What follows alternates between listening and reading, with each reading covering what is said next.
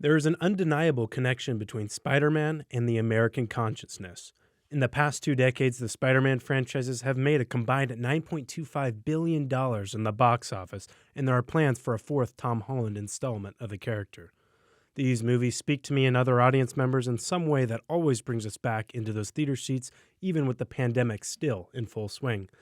Now, Tom Holland and Andrew Garfield are great in their own ways, but they never were the image of Spider-Man that comes to mind. It has always been the Sam Raimi duology of films. These 2 movies carried a sentimental feeling within viewers from start to finish, which some of my other favorite films, even from the time, do not share the same impact. This is a day when all Americans from every walk of life unite in our resolve for justice and peace. America has stood down enemies before, and we will do so this time. None of us will ever forget this day. Yet we go forward to defend freedom and all that is good and just in our world. The terrorist attacks of 2001 showcased how unprepared the United States was as times of peace left the American public's eyes as images of their office buildings crumble as a result of its own public transportation. The days of an untouchable America had passed with scenes of citizens leaping from buildings to escape the fire within the World Trade Center. America would no longer be the same, and with this new cultural shift, all industries had to adapt to a new social fabric. These words from President Bush created a brand new framework for the future of America. The fast response of the government to form the Patriot Act to combat domestic terrorism and the TSA branch creation saw an upheaval in American status quo. Now technology had become weaponized surveillance. The film industry had to respond. A Professor Wheeler Dixon pressed the notion in teaching film after 9/11 that the memory of 9/11 can never be obliterated from the American national consciousness, no matter how crassly the events are exploited. The notion of film's connection to the national perception of America expanded film's ability and power in the post-9/11 era. This change is explicitly present through all the films at the time. Don't let me find you out here again. We're trying to help you. I don't need help. Not my diagnosis. What gives you the right? What's the difference between you and me? I'm not wearing hockey pads. What may be a throwaway comedic line on the surface means so much more to audiences than Christopher Nolan had intended. Batman asserts himself as above the common man, that an individual with the capacity to make change is inconsequential to what his powers and status can grant him.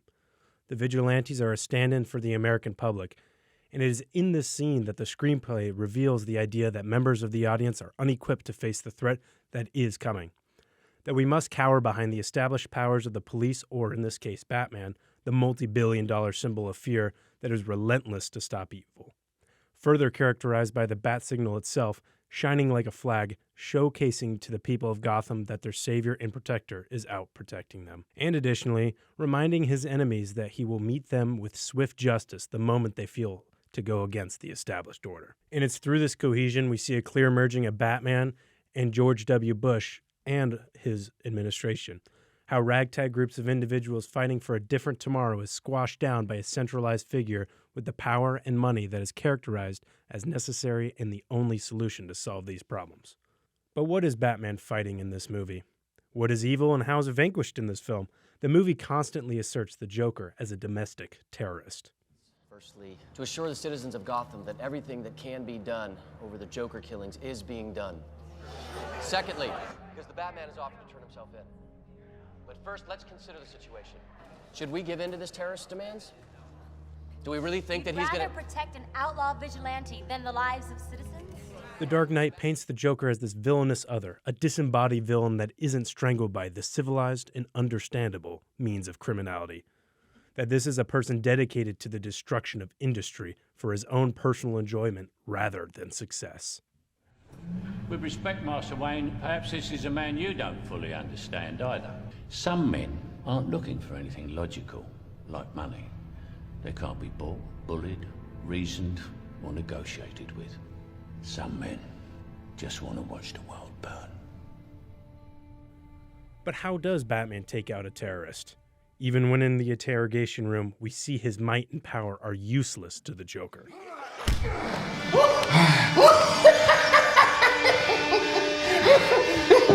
You have nothing to threaten me with. Nothing to do with all your strength. Owen R. Howerton wrote a dissertation revealing how Hollywood utilized superhero movies to reestablish masculinity concurrent with the Bush administration's machismo rhetoric. Howerton asserts that the Joker's immunity is not based on artifice or technology, but on the disembodiment which prevents Batman from being able to strike back.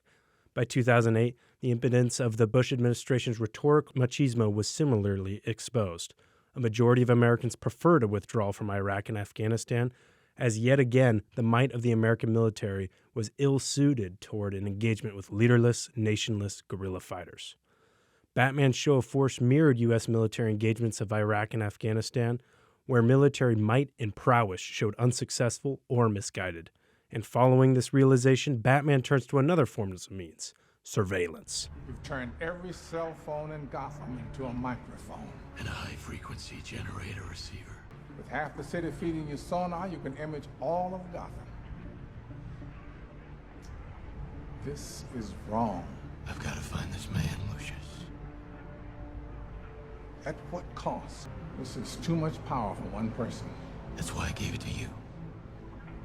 Only you can use it. Spying on 30 million people isn't part of my job description.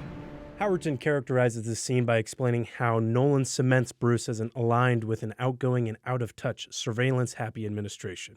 He situates him against the turning tide of public perception of war on terror. Bruce is too aggressive, too vengeful, and too focused on the enemy to consider how his crusade destroys those around him. The Dark Knight utilizes imagery and metaphors from the cultural moment to enhance its storytelling and realistic feel to great effect for its audience.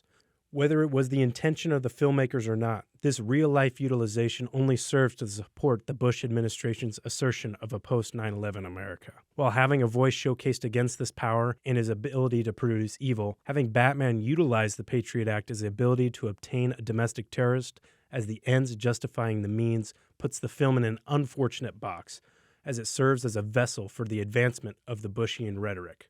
But not all films of the post-9/11 era share this outlook.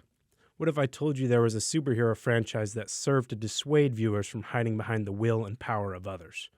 Rather, films that champion the idea of an individual's capability to create change and have the responsibility to do so. Who am I? I'm Spider-Man.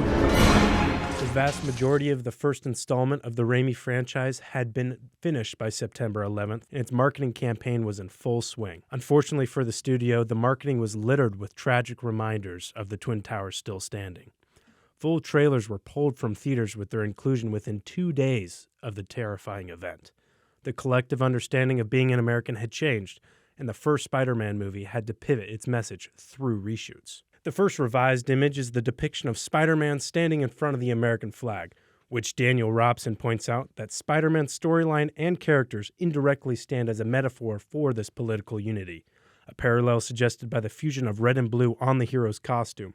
In the aftermath of 9/11, the heroism and self-sacrifice from New York's rescue services was used as a metaphor for New York in general, as well as the nation at large. The experience of 9/11 had precipitated a temporary political truce in favor of a unified patriotism. This idea of a unified American front was cemented earlier within the movie, with the only other scene that can be considered a post-9/11 medium of film. It's time to die!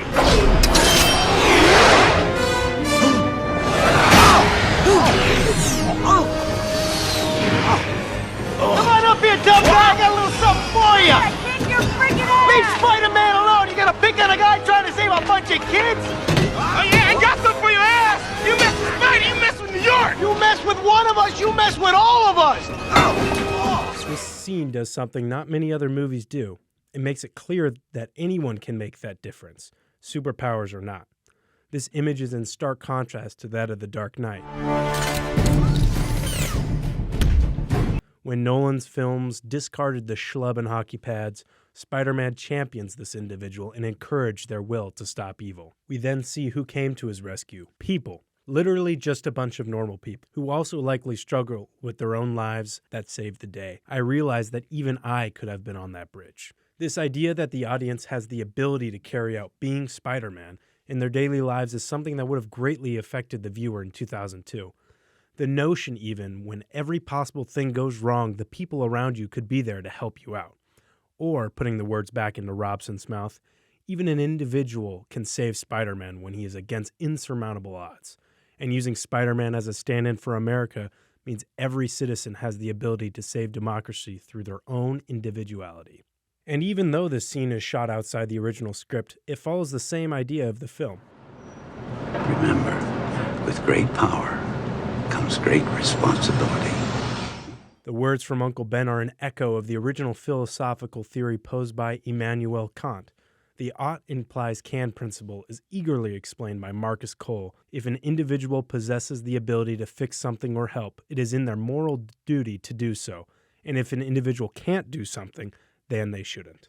The Kantian ethics adopted by the film suggest that the New Yorkers that were going about their daily lives that saw the Green Goblin try to attack Spider-Man had an obligatory duty to help stop him, as they had the power to do so. Just like how Peter Parker has the power to be Spider-Man, so it is his responsibility to wear the suit. And with this message cements the great power the American people have and their great responsibility that comes with it. Now, showcasing the differences between pre- and post-9/11 cinema is its own video essay topic, but within these two scenes that were reshot would cement the entire basis of the following Spider-Man film and other superhero movies after it. Now, it's not to say the film wouldn't have been impactful without these scenes, in special recognition of the final fight between Peter Parker and the Green Goblin taking place in a collapsed church, which could be read as strikingly similar to the rubble on the streets of Manhattan, where, of course, emergency responders would search for the few survivors of the tower's collapse. Even though this scene was shot before the event, having the showdown at the heart of New York City, and in a more macro sense, America, be in the rubble of the established history that came before, the buildings people see as a security or safety become the battleground for a nation's ideas, is an accidental piece of art by the filmmakers. The two instances of the world of cinema adapting to post-9/11 America ushers in a new understanding of what superhero movies could become.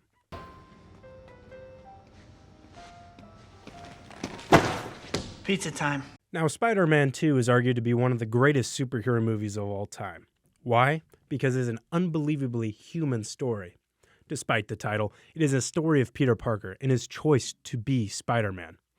An important distinction between this and the first movie is Spider-Man 1 is about the responsibility of an individual to do the right thing, whereas Spider-Man 2 relegates itself towards Peter's choice of being Spider-Man. Now, the movie makes it very clear that Spider-Man is not separate from Peter, and when he chooses one, the other always pays the price. There's a point in the movie that has been described on the internet as the worst night of Peter Parker's life, and it showcases how choice plays a part in the movie. His choice to deny Mary Jane at the end of the first movie eventually culminates in her own engagement. Peter's choice to not tell Harry who the Green Goblin was and how he died leads to Harry tormenting Peter for choosing to be friends with Spider-Man for the sake of his job rather than him and Harry's relationship. That very same job that tries to fire Peter if he doesn't choose to give them photos to defame Spider-Man. And it is no coincidence right after this night where Peter's powers fail. He chooses to leave Spider-Man behind because at this point in the movie, he chose to be Spider-Man under the words of Uncle Ben, not himself. Raindrops keep falling on my head. And it's not until a really campy montage and a few wise words from Aunt May that Peter Parker opens his eyes to what he really was doing. Lord knows, kids like Henry need a hero. Courageous, self-sacrificing people, setting examples for all of us. And years later, they'll tell how they stood in the rain for hours just to get a glimpse of the one who taught him to hold on a second longer. I believe there's a hero in all of us that keeps us honest, gives us strength, makes us noble, and finally allows us to die with pride, even though sometimes we have to be steady and give up the thing we want the most, even our dreams. Spider-Man did that for Henry, and he wonders where he's gone.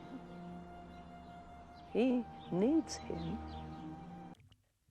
Now, it's these words by Aunt May that drive the rest of the movie.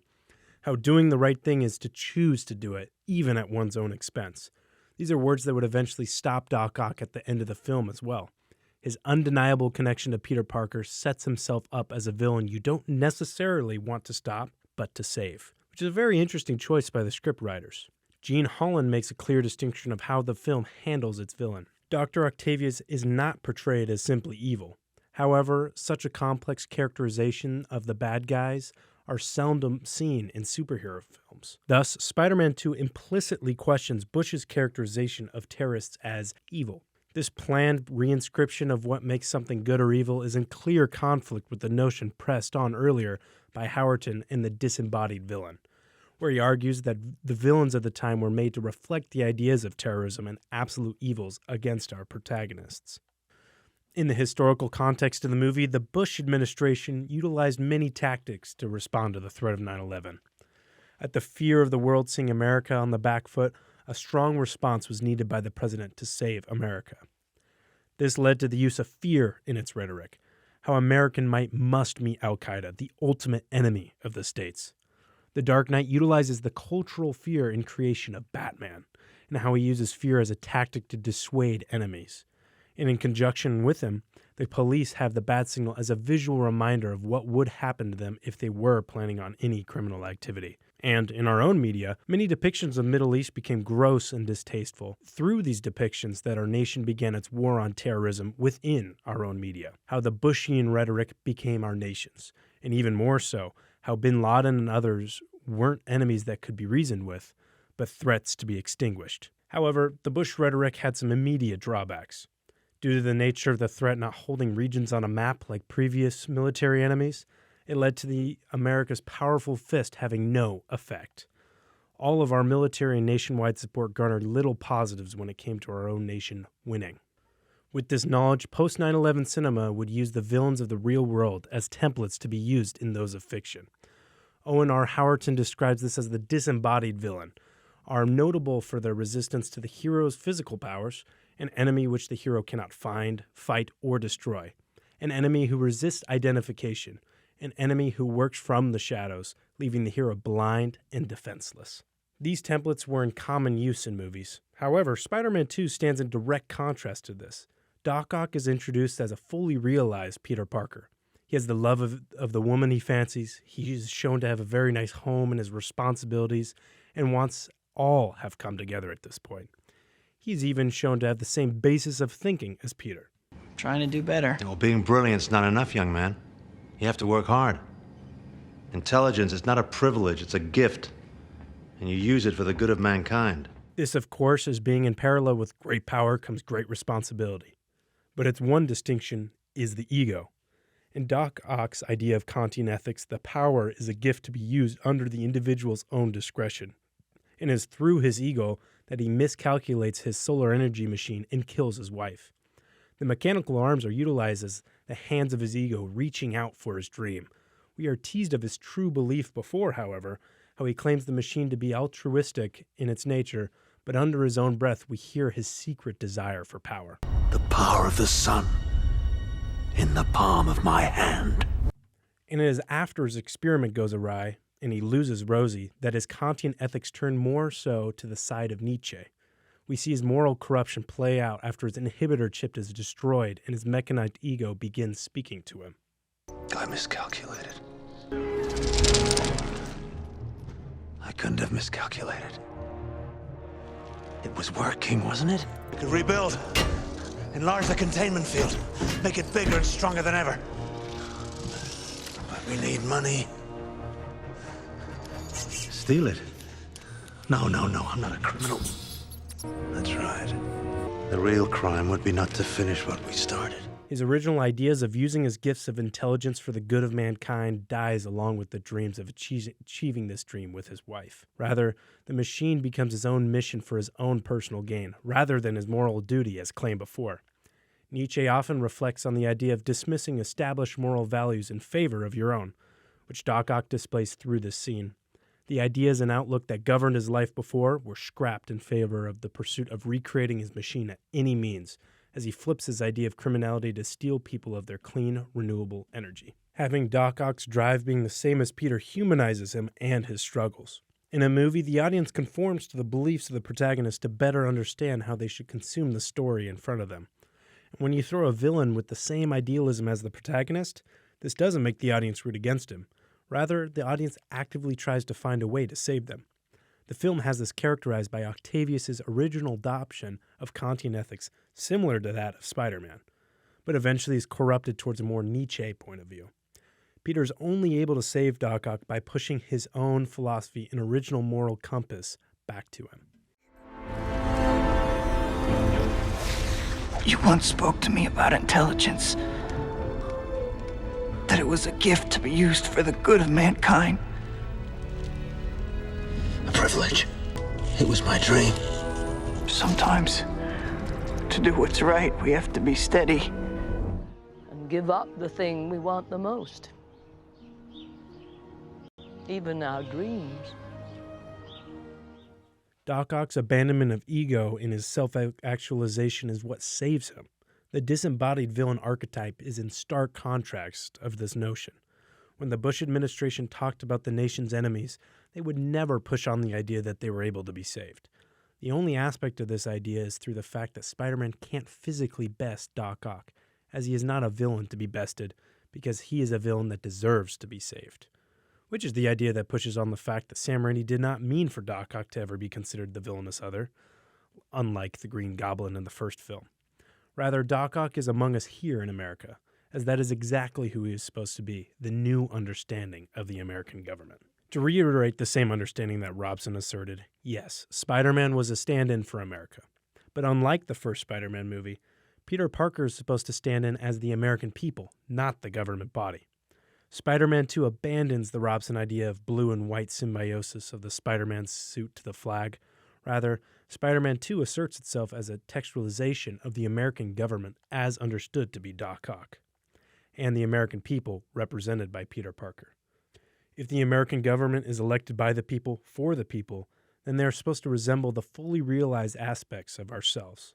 Just like Otto Octavius is the full realization of Peter Parker, the American government, in theory, is supposed to reflect the ideas of the majority of the American people, which makes the scene even more powerful that Peter does not have his mask on anymore, as he isn't fighting for the idea of Spider-Man or the American government like he was in the first film. Rather, he is fighting for his own choice, his own responsibility. This moment distances itself from the first Spider-Man's film assertion of Spider-Man standing in for the American government, as he throws this original idea away with his mask. In this moment, Peter Parker has become the full self-actualization of himself, where the Spider-Man mask has no longer become essential. This isn't Spider-Man fighting for America. Peter Parker is the American people fighting for the soul of the United States government. There's something powerful about a writer textualizing the fight for America's soul in the rubble of a collapsed building. While this moment is a clear parallel with the final fight of Spider-Man 1, this battle is different. Rather than having the intertextualization of America saving itself from its enemies in the rubble of abandoned metropolis, we see the fight to save America from itself in the rubble of a not-so-distant reminder of the collapsed World Trade Center. The great Raimi duology is some of my favorite pieces of media. Their ability to make an individual feel like the battle for a new national identity can be found in regular people is a very powerful thing. Which is why I think Sam Raimi included the train scene with all the bystanders stepping in, showcasing to Peter how what he does inspires others to be better. Raimi reuses the same ideas from the bridge scene in this moment to reiterate the idea of all Americans having the ability to stand up and fight for what's right. And the scene doesn't lose its impact in its second incarnation. Rather, it reveals how the message is timeless and still needed to be said years later. That America is built up by the American people. So when there are moments when it's knocked down, the only ones with the responsibility to save it is the American people. And when it loses its way, the people remind it what it's truly fighting for. This sentiment is not shared by all films in post-9/11 America, which reflects the division and diversity of thought within our nation. But when we put Batman as in the stand-in for America, his lone wolf nature sees individuals stepping in as an act of civil disobedience, rather than the Spider-Man film's champion of this behavior. Now, this is not to say the Dark Knight franchise is wrong and the first two Spider-Man films are right. However, it's important to understand how superhero films became the vessel for how America responded to 9/11. Films like Iron Man and the entire Marvel Cinematic Universe would have been impossible without the work of both these films and their differing viewpoints. And it's important that both of these ideas were explored at the time. I just favor the idealistic nature of the Spider-Man films as the approach to our nation's reaction to the terrorist attacks on film, rather than just a justification of the controversial acts of the administration present at the time. Maybe it's just an idealistic point of view that shapes my world outlook that prefers this, but the idea of I or you as an individual have the power to save Spider-Man or the future of our nation is incredibly impactful. You could be on that bridge. You could be in that train car. Don't you hope you would have the guts to stand before the Green Goblin or Doc Ock to save the future of yourself and others? The first two Spider-Man movies allow for its audience to feel a sense of hope, something they would have needed at that time.